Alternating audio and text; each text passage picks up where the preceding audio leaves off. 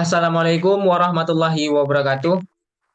Perkenalkan, saya Rizky Wahyu Mintawi dari kelas SPKSA NIM 22418 jurusan Budidaya Pertanian. Pada video kali ini, saya akan menjelaskan tentang pemanfaatan drone di perkebunan kelapa sawit. Drone adalah sebuah teknologi yang kini semakin populer di dunia perkebunan kelapa sawit. Bagaimana pemanfaatannya, apa saja manfaat, teknologi, dan prosedur pengoperasiannya. Informasi lengkapnya di sini.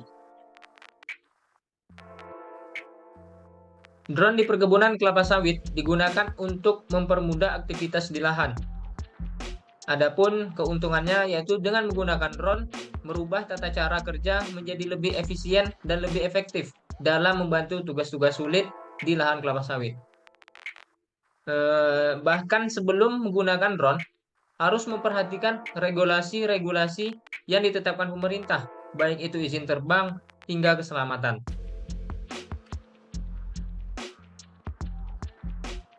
Adapun manfaat penggunaan drone di perkebunan kelapa sawit, di sini ada beberapa contoh dari pemanfaatan drone di kelapa sawit, yaitu yang pertama ada penilaian kesehatan lahan dan tanaman, pemetaan lahan dan tanaman, perawatan lahan dan tanaman. Yang pertama yaitu penilaian kesehatan lahan dan tanaman. Drone mampu menilai kesehatan tanaman kelapa sawit secara lebih akurat dan cepat. Yang kedua, pemetaan lahan dan tanaman. Drone dapat membantu mengetahui kondisi lahan dan gunung di dalam lahan, kemiringan tanah, dan lain sebagainya. Kemudian yang ketiga, perawatan lahan dan tanaman. Dengan menggunakan drone, dalam pemupukan tanaman dan penghapusan serangga hama, bisa membantu untuk menghemat biaya produksi. Kemudian adapun teknologi yang digunakan pada drone di perkebunan kelapa sawit. Yang pertama ada GPS, yang kedua kamera resolusi tinggi, yang ketiga sensor jarak jauh. GPS. Teknologi GPS atau Global Positioning System digunakan untuk menjaga tingkat akurasi dan stabilitas. Kamera resolusi tinggi. Kamera resolusi tinggi digunakan untuk mengambil gambar dan video dari altitude berbeda mengikuti awan atau arsitektur tumbuhan kelapa sawit. Kemudian sensor jarak jauh. Sensor jarak jauh digunakan untuk memeriksa tekanan tanah, kelembapan, dan temperatur di berbagai waktu. Adapun prosedur pengoperasian drone, yang pertama yaitu persiapan. Sebelum mengoperasikan, harus mempersiapkan drone dengan melakukan pengecekan sistem dan keamanan. Kemudian, yang kedua penerbangan.